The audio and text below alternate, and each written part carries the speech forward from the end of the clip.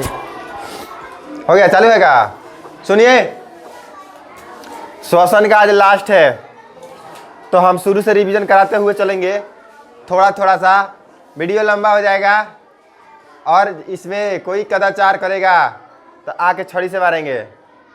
हालांकि ना पूछेंगे हम सवाल, ले हम पूछेंगे। अब आ गया मेरे दिमाग में आइडिया। चलो दोस्त, फेफड़ा जो होता है, फेफड़ा एक श्वसन तंत्र का छोटा सा सैंपल बना देते हैं। कोई दिक्कत है? ठीक है, मान लेते हैं ये अपना जो भी है ये आ रहा है, श्वास नली है। 12 सेंटीमीटर का होता है ये। कितने का? पर कोई बात नहीं, जान दीजिए। भाई काची है, सबको पता ही है।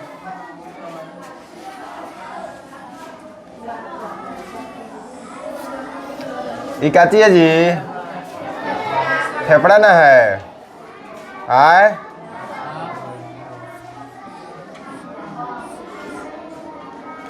यहाँ पे बहुत सारा सिस्टम रहता है, ठीक है जी।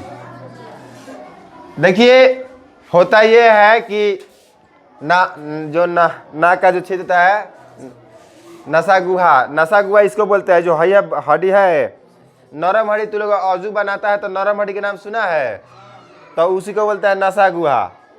तो नसा गुहा के बाद क्या चीज होता है? नेसोफेरिंक्स। नेसोफेरिंक्स के बाद क्या होता है? लैरिंक्स। लैरिंक्स के बाद क्या होता है?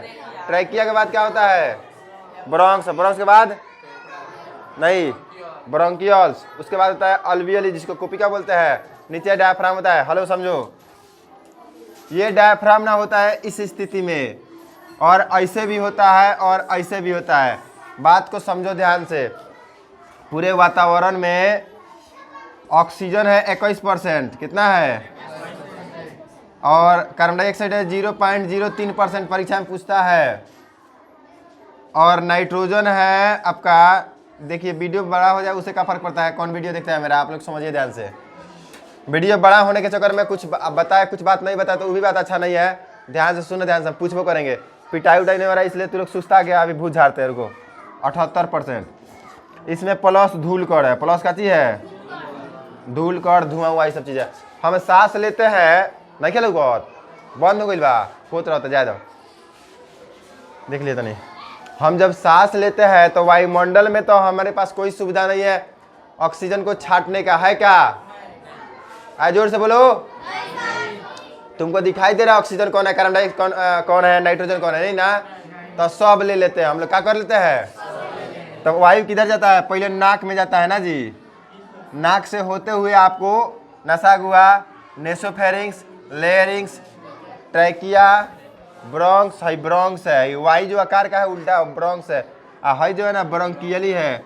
यहाँ पे इस तरह से गुच्छा रहेगा ना, ये अल्वियोलाई बोलते हैं, इसको कुपिका बोलते हैं। क्या बोलते हैं? इस दोनों में मिलाकर 700 कुपिका रहता है। कितना रहता है? 700 कुपिका। इतना तो समझ में आ गया। हम जब सांस लेंगे तो हमारे फेफड़ा में सब जाएगा। धुआं हो तो धुआं, धूल, गर्दा वर्दा सब जाए कि ना जाए। लेकिन नसा गुहा में ग्रंथि पाया जाता है। कौन सा? श्लेष्मा ग्रंथि, जो काची होता है धूल कण को अवशोषित करता है, चिपका लेता है, कुछ बाल से छन जाता है, और उसके बाद में कोशिश होता है, प्रयास होता है कि अच्छा वायु जाए, लेकिन फिर भी फेफड़ा में चल जाता है ये सब चीज़। ऑक्सीजन, कार्बन डाइऑक्साइड और नाइट्रोजन, ठीक है, मान के चलते हैं इतना चल जाता है। कहाँ पे? फेफड़ा में आ गया, कोई दिक्कत नहीं है, ठीक है। चलो अब इतना, इसको हम रोक लेते हैं। जब गया है, सांस लिए हैं तो इतना गया है, कोई दिक्कत नहीं है। तो जब सांस लिए है ना, वायुमंडल से, वातावरण से हम लोग फेफड़ा के अंदर लेके गए हैं, तो उसको बोलते हैं अंतःश्वसन। क्या बोलते हैं? अंतःश्वसन में क्या होता है? पसलिया। अच्छा, अंतःश्वसन देखो, सुनो पहले ध्यान से। जब वातावरण से वायु जा रहा है तो उसमें जगह है तभी ना जा रहा है, आयतन बढ़ रहा है तभी ना जा रहा है। तो देखो ये डायफ्राम जो है, ये क्या बोलते हैं? डायफ्राम, ये नीचे आता है। तो जब नीचे आता है ना तो फेफड़ा का आयतन बढ़ता है। मैंने उधाका दिए हुए है, हम नीचे आगे तनी उसको रिलैक्स महसूस होगा, समझ में आता। तो ये फेफड़वा यहाँ तक आ जाएगा, तनी उसमें खाली जगह हो जाएगा, दबाव कम हो जाएगा, वायु दाब कम हो जाएगा, डायाफ्राम नीचे आएगा, सुनो एक एक बात ध्यान से, अनपढ़ आदमी को समझ में आ जाएगा। तू लोग पढ़ा लिखा आदमी 10 को बात सोचता है। डायफ्राम नीचे आएगा, इसका आयतन बढ़ेगा, आयतन मतलब जगह बढ़ेगा, तो उसमें वायु दाब कम होगा। वायु दाब कैसे होगा? वायुमंडल के वायु दाब से जब कम होगा तो वायुमंडल का वायु विसरण क्रिया द्वारा इसमें आ जाएगा। विसरण का मतलब होता है उच्च दाब से निम्न दाब की ओर वायु का जाना। तो वायुमंडल से जब कम दाब हो जाएगा तो वायुमंडल वाला सब हवा किस में आएगा? फेफड़ा में। तो इसको बोलेंगे अंतःश्वसन। अब अंतःश्वसन में क्या हुआ? तो डायाफ्राम नीचे की ओर संकुचित हुआ। उसके बाद पसली क्या हुआ? फैला। पसलियाँ फैलती है। पेट के पेशियाँ सिकुड़ती है। पेट की पेशियाँ, वक्ष गुहा का आयतन बढ़ता है। वक्ष गुहा का आयतन पहले तो बताए थे, ठीक है। अब फेफड़ा में आ गया है ऑक्सीजन, मतलब हवा। हवा में ये सब चीज़ है, वायु में ये सब चीज़ है। हमारे शरीर को इस सब का जरूरत नहीं है। हमारे शरीर को जरूरत है किस चीज़ का? ऑक्सीजन का। अब यहाँ पे देखिए, यहाँ तक तो आ गया है सारा का सारा गैस। गलत की सही? ईमानदारी से पढ़ेगा तो समझ में आएगा, नहीं पढ़ेगा ना तो कुत्ता है तू लोग। देखो यहाँ तक आ गया है। अब है जो है ना, इसको बोलते हैं कुपिका, वायु कोश, कुपिका, अल्वियोलाई, ये सब चीज़ बोलते हैं, मेरा नाम है। तो इस सबको क्या करेगा? वहाँ पे देख लेगा, लेकिन ऑक्सीजन को क्या करेगा जी? ले लेगा। बोलेगा आ जाइए। जैसे हम लोग जाते हैं भीड़ में, सबको देखते हैं, लेकिन अपना दोस्त मिलता है तो हेलो काल भाई, समझ में आता है ना। तो ये सबको देखेगा लेकिन कोई फर्क नहीं पड़ेगा इससे, आए जाए। इसको किसको भाई पकड़ लेगा? ऑक्सीजन को। ऑक्सीजन को पकड़ के लेके आएगा इसमें, ठीक है। बैठाएगा किसको? ऑक्सीजन को। कोई दिक्कत नहीं है। बाकी सब वहीं पे है, बाकी सब फेफड़ा में है, लेकिन ये लेके आएगा किसको? ऑक्सीजन को। और जब ये लेके आया ना तो यहाँ पे ब्लड रहता है। बोले थे कल पढ़ाए थे कि रक्त रहता है। काची रहता है इसमें?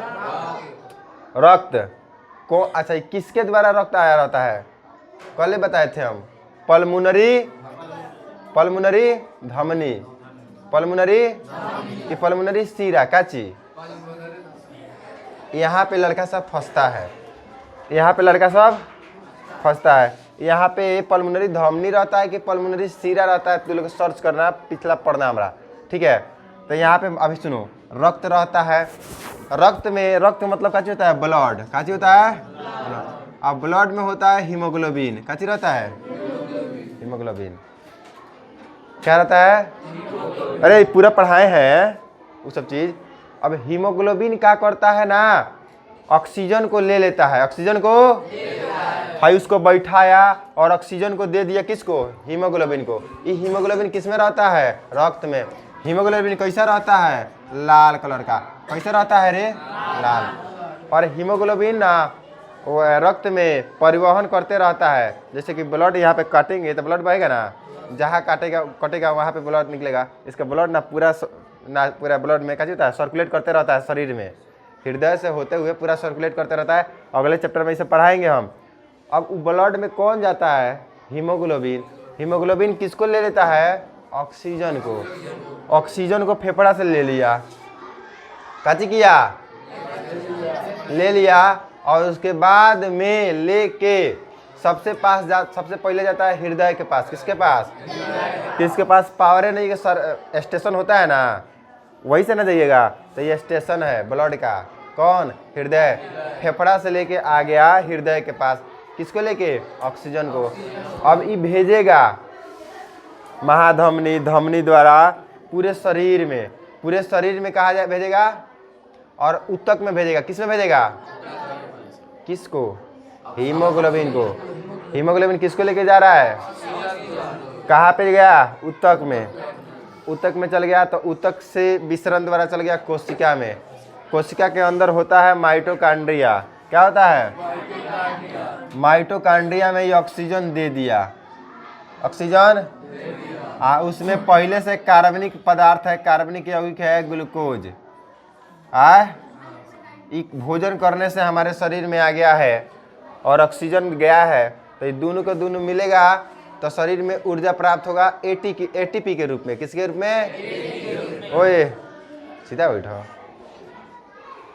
चलिए, तो ऊर्जा प्राप्त हुआ, इसलिए माइटोकॉन्ड्रिया में ये सब चीज हुआ। तो माइटोकॉन्ड्रिया का बोलेंगे पावर हाउस। क्या बोलेंगे? या ऊर्जा गृह। कोई दिक्कत नहीं है। और ऊर्जा के साथ साथ उसमें बनता है कार्बन डाइऑक्साइड। माइटोकॉन्ड्रिया में क्या बनता है? Carbon dioxide. और जिस प्रोसेस के द्वारा बनता है ना, उस प्रोसेस को बोलते हैं क्रेब्स चक्र। क्या चीज बोलते हैं? क्रेब्स। इसके बारे में क्रेब्स नामक वैज्ञानिक बताए थे, इसलिए इसको बोलते हैं क्रेब्स। इसमें क्या होता है? तो ऑक्सीजन आता है, ग्लूकोज को तोड़ता है, तो एटीपी में ऊर्जा प्राप्त होता है और कार्बन डाइऑक्साइड निकलता है। क्या चीज निकलता है? एक बात बताओ, कार्बन डाइऑक्साइड जब निकला कोशिका के अंदर, तो शरीर में उसका जरूरत है? नहीं है। उसको तो बाहर निकालना है।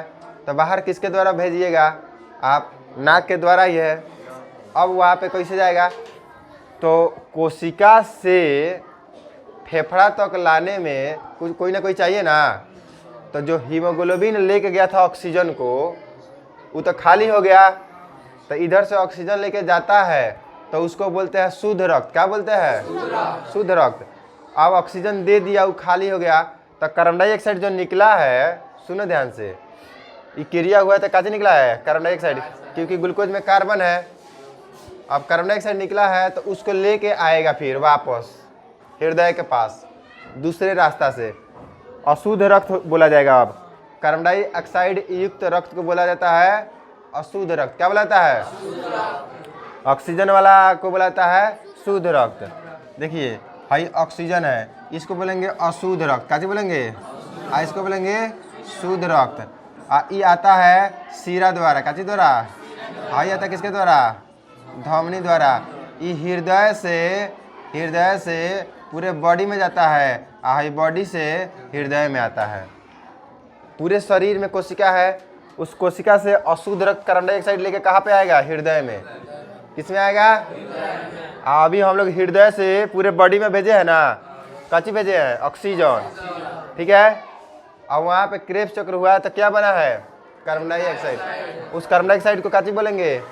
कार्बन डाइऑक्साइड वाला रक्त को बोलेंगे अशुद्ध रक्त। उसको कौन लेके आएगा? सीरा।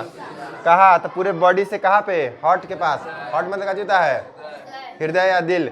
अब वहाँ पे लेके आ गया, कोई दिक्कत? अब फिर हृदय से फेफड़ा के बीच भेजेंगे। हृदय से, तो उसको बोलेंगे हृदय से फेफड़ा के बीच आएगा ना, सुन ध्यान से। हृदय से आएगा लंग्स के। लंग्स मतलब होता है फेफड़ा। लंग्स मतलब क्या होता है? तो ये जिसके द्वारा आएगा ना, उसको बोलेंगे पल्मोनरी धमनी। पल्मोनरी धमनी वैसे शुद्ध रक्त लेके जाता है, लेकिन एक पल्मोनरी धमनी है जो अशुद्ध रक्त लेके जाता है फेफड़ा तक। क्या लेके जाता है? और ये फेफड़ा तक लेके आया किसको? कार्बन डाइऑक्साइड को। तब कार्बन डाइऑक्साइड को लेके आया, तो यहाँ पे छोड़ दिया। हीमोग्लोबिन आया ना लेके, तो इसको छोड़ दिया कार्बन डाइऑक्साइड को। अब पहले से सांस लेता तो कार्बन डाइऑक्साइड रबे करता है, इधर से छोड़ दिया। अब यहाँ पे देखो, ऑक्सीजन 21% था, तो छोड़ रहा है, तो पूरा ऑक्सीजन तो ले नहीं रहा है। तो ऑक्सीजन फिर छोड़ेगा 17%। कितना परसेंट? बाकी ऑक्सीजन ले लिया, पूरा पूरा थोड़ा एक बार खा जाएगा। तो जरूरत था उतना ले लिया, बाकी को छोड़ दिया। कार्बन डाइऑक्साइड छोड़ दिया 4% प्लस, 4% से ज़्यादा।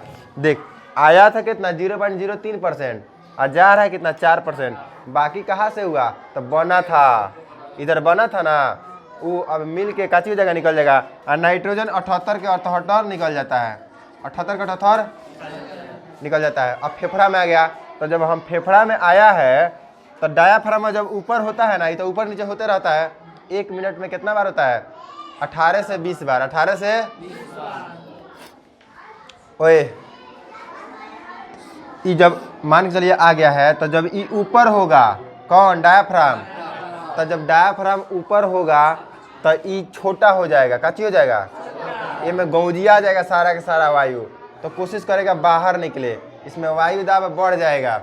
हम सुनेंगे। और पवन सिंह का एगो डायलॉग ना, बानर बना दे। सुनले बड़ा लो, बानर बना दे, यही टाइप के। देखो, तो ये जब ऊपर जाएगा, वायु दाब इसका कम होगा। काची होगा? तो विसरण क्रिया द्वारा ये जो गैसें है उधर वाला, उस सब के सब किधर चल जाएगा? इधर से। यहाँ से होते हुए ब्रोंकियली, ब्रोंक्स, इधर क्या चीज़ होता है, ट्रैकिया, लेरिंग्स, नेसोफेरिंग्स और नासागुआ से होते हुए बाहर आ जाता है। जब ये ऊपर गया और ऑक्सीजन ये सब हवा बाहर आया तो उसको बोलते हैं बाह्य श्वसन। काची बोलते हैं, काची बोलते हैं। अब हम पढ़ा रहे हैं ऊतकों में गैसों का विनिमय, जिसके बारे में हम कहानी बता दिए है, अब पढ़ के सुनाएंगे, समझ में आ जाएगा। गैस, ऊतकों में गैस का विनिमय, देखो यहाँ पे ऊतकों में गैस का विनिमय लिख दिया है, यहाँ पे पढ़ते हैं। अब सब समझा दिए तो लोग समझ में आ जाएगा, ठीक है। कुपिकाओं की आंतरिक भित्ति है, ये कुपिका हो, काची हो, कुपिकाओं की आंतरिक भित्ति में स्थित पल्मोनरी धमनी, काची होता है, धमनी की शिराओं के रक्त के बीच ऑक्सीजन और कार्बन डाइऑक्साइड गैसों का लेन देन गैस विनिमय कहलाता है। यहाँ पे की नहीं रहेगा, वो रहेगा, क्या रहेगा वह। सुनो, ये हम क्या बोले, किताब का भाषा नहीं समझ आया, हम आप समझा रहे हैं। इसके बीच में क्या होता है, लेन देन हुआ। अभी तू लोग देखो, ध्यान से सुनो, जो बोले थे उसको याद करो। ये ऑक्सीजन को लिया, आइए कार्बन डाइऑक्साइड को दिया। जब हीमोग्लोबिन आया था, ऑक्सीजन उधर से आया था, तो हीमोग्लोबिन ऑक्सीजन को लिया था कि नहीं लिया था। और फिर जब इधर से वापस जा रहा था तो कार्बन डाइऑक्साइड लेके आ रहा था, छोड़ा कि नहीं छोड़ा था। तो कार्बन डाइऑक्साइड लेके आया, हीमोग्लोबिन लिया, तो इसी के लेन देन को हम काजी बोलते हैं, ऊतकों में गैस का विनिमय। अब इसमें और क्या होता है, तो यहाँ पे लिखे विसरण क्रिया द्वारा कुपिकाओं में भरी वायु, कुपिकाओं में भरी वायु की ऑक्सीजन, का चीज पहले से तो भरा है, तो उसमें से क्या चीज, ऑक्सीजन रक्त में चली जाती है, काची में चली जाती है, और रक्त में उपस्थित कार्बन डाइऑक्साइड काची रहता है रे, रहता कि नहीं रहता है, इधर से जाता है तो कार्बन डाइऑक्साइड कुपिकाओं में चली जाती है। मतलब ऑक्सीजन चल जाता है और कार्बन डाइऑक्साइड आ जाता है, वापस आ जाता है। अब फेफड़ों पर दबाव पड़ता है, फेफड़ों का पड़ता है, तब कुपिकाओं में भारी दूषित वायु बाहर निकल जाती है। जब फेफड़ा पर दबाव पड़ता है तो ये सब चीज़ का आ जाता है, बाहर आ जाता है। इसी चीज़ को हम विस्तार में बताए थे, ठीक है। ये हो गया। चौथा है गैसों का परिवहन। गैसों का विनिमय का मतलब होता है लेन देन। ऑक्सीजन लिए, कार्बन डाइऑक्साइड दे दिए। जो लेके आया था कार्बन डाइऑक्साइड को, हीमोग्लोबिन, उसको दे दिया, फिर खाली हो गया तो फिर किसको बैठा लेगा, ऑक्सीजन को, और फिर लेके जाएगा, फिर ऑक्सीजन को लेके जाएगा, वहाँ पे खाली कर देगा ऑक्सीजन को, उधर से काजी लेके आएगा, कार्बन डाइऑक्साइड। तो लेन देन को विनिमय बोलते हैं। अब परिवहन कैसे जाता है उसको अभी बता दिया है, तो लोग सुनना। सोनू सर नहीं आया का,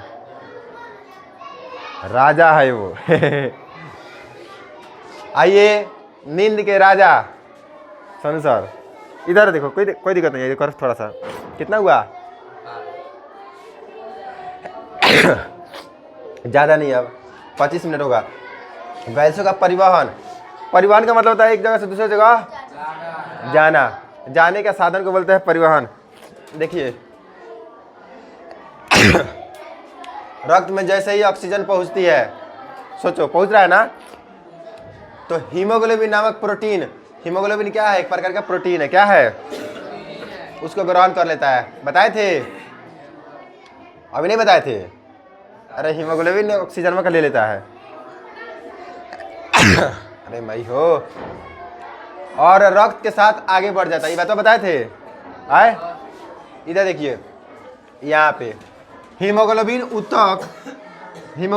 ऊतक द्रव में ऑक्सीजन को छोड़ देता है, काजी कर देता है, और वह ऑक्सीजन विसरण क्रिया द्वारा कोशिकाओं में प्रवेश कर जाती है। बताए थे, जिसकी सहायता से माइटोकॉन्ड्रिया के अंदर कोशिकीय श्वसन होता है। काची होता है, माइटोकॉन्ड्रिया के अंदर होता है कोशिकीय श्वसन। कोशिकीय श्वसन कहाँ होता है, फेफड़ा में कि माइटोकॉन्ड्रिया में, माइटोकॉन्ड्रिया में होता है। इस क्रिया में ऊर्जा उत्पन्न होती है, काची उत्पन्न होती है, और एटीपी के अणु बनते हैं। काची बनते हैं, एटीपी के अणु, ऊर्जा एटीपी के अणु में सेव हो जाती है, संचित हो जाती है, और इसी कारण माइटोकॉन्ड्रिया को काची बोलते हैं, कोशिका का पावर हाउस। ये सब बात बता दिया है, इसको बार बार पढ़ना, बउआओ मत।